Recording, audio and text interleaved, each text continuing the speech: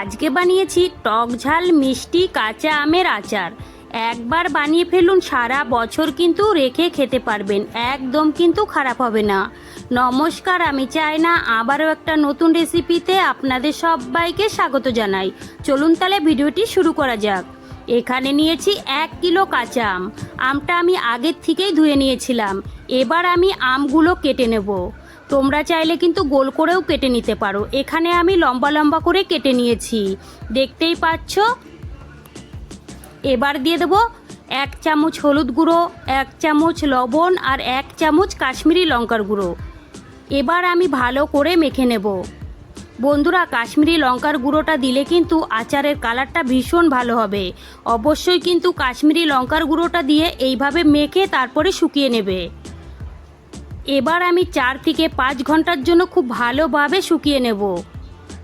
দুটো থালায় কিন্তু আমি আলাদা করে নিয়েছি। 4 থেকে 5 ঘন্টা পরে আমি ফিরে এলাম। দেখতেই পাচ্ছ আমগুলো কিন্তু খুব সুন্দরভাবে শুকিয়ে গেছে। আচারের জন্য একটা স্পেশাল মশলা তৈরি করে নিতে হবে। এখানে নিয়েছি আমি শুকনো লঙ্কা, গোটা ধনে, মৌরি আর গোটা জিরে। এই মশলাটা দিলে কিন্তু আচার খেতে ভীষণ ভালো লাগবে। এবার আমি শুকনো কড়াইয়ে হালকা করে ভেজে নেব। বন্ধুরা, হালকা করেই কিন্তু ভেজে নেবে, খুব বেশি পুড়ে গেলে কিন্তু আচার খেতে ভালো লাগবে না। প্রথমে আমি শুকনো লঙ্কাটা হালকা করে ভেজে নিয়েছি, তারপরে কিন্তু বাকি মশলাটা দিয়ে আবারও ভেজে নিলাম। এবার আমি গ্যাস অফ করে নামিয়ে নেব। ঠান্ডা হলে কিন্তু পাটায় বেটে নিতে হবে। আবারও একটা কড়াই বসিয়ে দিয়ে দিয়েছি সামান্য একটু সরষের তেল, দিয়ে দিলাম 5 ফোড়ন আর শুকনো লঙ্কা আর 5 ফোড়নটা নাড়াচাড়া করে ভেজে নিয়েছি। এবার আমি আমগুলো দিয়ে দেব। আমগুলো দিয়ে কিন্তু খুব একটু সময় নিয়ে ভেজে নিতে হবে, মানে 2 থেকে 3 মিনিট সময় নিয়ে এইভাবে ভেজে নেবে, তাহলে কিন্তু তেলটা খুব ভালো করে আমের গায়ে লেগে যাবে।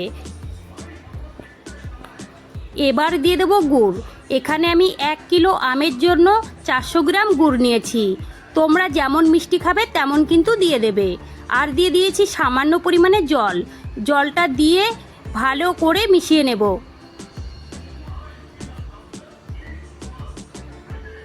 6 থেকে 7 মিনিট সময় নিয়ে খুব ভালো করে নাড়াচাড়া করে আমগুলো ফুটিয়ে নিয়েছি। দেখতেই পাচ্ছ আমটা কিন্তু অনেকটাই সিদ্ধ হয়ে গেছে।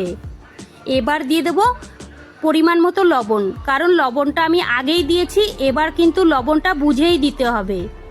লবণটা দিয়ে আবারও মিশিয়ে নিয়েছি। দেখুন বন্ধুরা, আমটা কিন্তু ভালোভাবে সিদ্ধ হয়ে গেছে। এবার আমি ভেজে রাখা মশলাটা দিয়ে দেব। মশলাটা কিন্তু আমি পাটায় বেটে নিয়েছিলাম। আর দেখুন বন্ধুরা, এইভাবে কিন্তু আধ ভাঙা করে নেবে, তাহলে কিন্তু আচারটা খেতে ভীষণ ভালো লাগবে। পুরোটা মশলাই আমি দিয়ে দিয়েছি।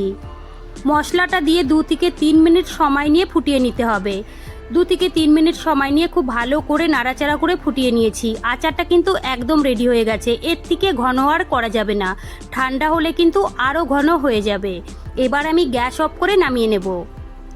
ঠান্ডা করে একটা বাটিতে আমি তুলে নিয়েছি। দেখতেই পাচ্ছেন কতটা সুন্দর হয়েছে আর কতটা নরম হয়েছে সেটাও আপনাদের দেখিয়ে দেব। দেখুন বন্ধুরা, ভীষণ সুন্দর হয়েছে, খেতে কিন্তু অসাধারণ হয়েছিল। আপনারা কিন্তু একবার হলেও এইভাবে আচার বানিয়ে খেয়ে দেখবেন। এখানে একটা কাচের বয়াম নিয়েছি। এবার আমি আচারগুলো ঢেলে নেব। বন্ধুরা, একবার বানিয়ে 1 বছর পর্যন্ত রেখে আপনারা খেতে পারবেন, একদম কিন্তু খারাপ হবে না। আমার রেসিপি কেমন লেগেছে কমেন্ট করে কিন্তু জানাবে। ভালো লাগলে প্লিজ আমাকে সাপোর্ট করবে। চলুন তাহলে ভিডিওটি আমি এখানেই শেষ করছি। আপনারা